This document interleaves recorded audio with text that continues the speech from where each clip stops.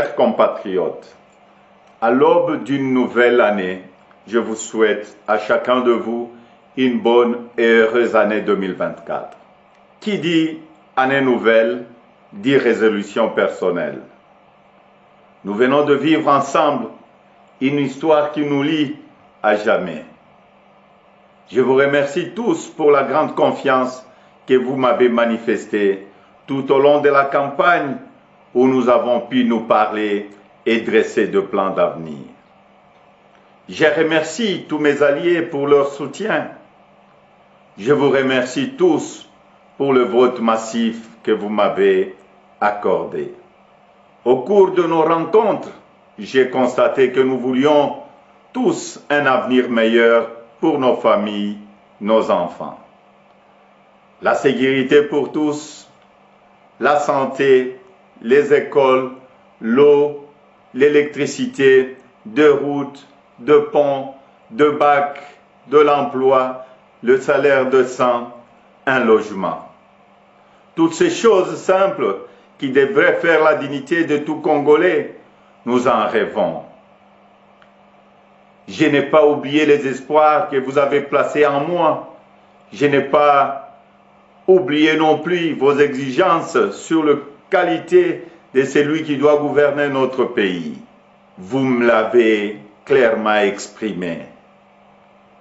Vous voulez que le pays soit dirigé par des hommes intègres, ayant le sens de la justice et du bien commun.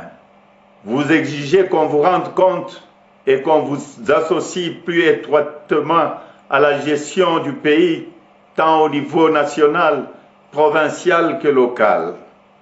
Lors de cette campagne, j'ai pris vis-à-vis de vous un engagement, celui de changer le Congo. Je n'entends pas le trahir. Depuis le braquage électoral du 20 décembre, dont nous sommes tous victimes, nous vivons une énième usurpation de notre souveraineté. De partout, j'entends monter des cris d'indignation, des cris de contestation, des cris de colère, des cris d'exaspération. Au mépris de l'expression populaire, un régime issu de la fraude, de la tricherie et du fait accompli veut s'imposer à nous. Il n'en sera jamais question, absolument jamais. À l'aube de cette année nouvelle, au cours de laquelle nous aspirons à la paix, à la sécurité, à la stabilité et au développement, nous savons tous que nous ne pourrons jamais bâtir une nation apaisée et tisser le lien du vivre ensemble sur le mensonge, la fraude et la tricherie.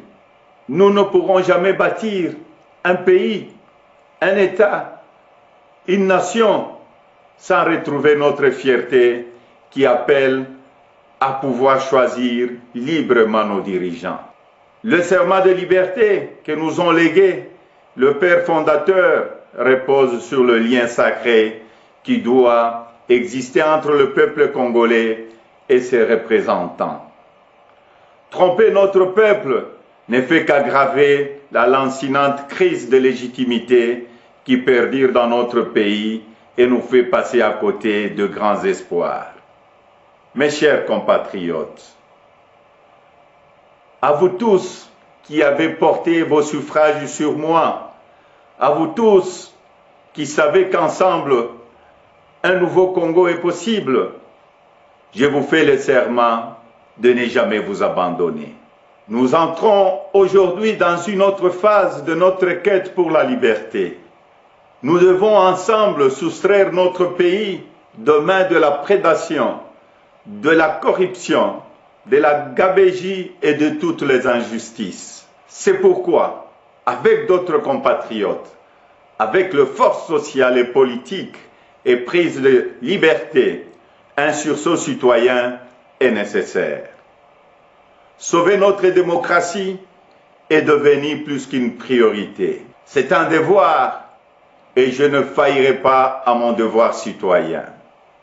Raison pour laquelle je vous demande de ne pas baisser le bras, de ne pas céder au découragement ou au pessimisme, mais bien au contraire, de reprendre la marche que nous avons engagée ensemble. Parce que rien n'est fini, tout est encore possible. Et ce nouveau Congo, nous y avons droit et nous ne laisserons à personne le droit de briser le rêve que nous avons de le bâtir ensemble. Notre Constitution nous invite à nous opposer à tout groupe d'individus qui veut prendre le pouvoir et s'y maintenir en dehors de la volonté du peuple congolais. Pour notre dignité et l'avenir de nos enfants, nous sommes tenus de souscrire à tout le moyen qu'elle met à notre disposition pour refuser la fraude et l'installation de la dictature. Peuple congolais, tenons bon, restons mobilisés. Le temps de l'action est venu. Par des actions pacifiques, démocratiques, nous allons résister et reconquérir notre droit le plus légitime, celui de faire échec à la fraude et de reprendre en main notre destin avec les dirigeants de notre choix. Amis partenaires, frères africains, les Congolais n'ont-ils pas le droit de vraies élections? Dites-moi, dans quel pays au monde l'on retrouve des machines à voter entre les mains des candidats du pouvoir et on se précipite à proclamer et à féliciter un vainqueur aux élections? Dites-moi le nom de ces pays. Citez-moi un seul pays au monde où l'on décide de prolonger la période des élections de 11 heures à 6 ou 7 jours et on se précipite ensuite à féliciter le vainqueur. Citez-moi un seul pays dans le monde où on proclame le vainqueur sur la base de bureaux de vote et de machines à voter dont on ne connaît même pas le nombre au jour de l'élection. Personne ne peut s'ériger en complice de cette fraude électorale que nous accepterons jamais. Que vive la République démocratique du Congo, unie, libre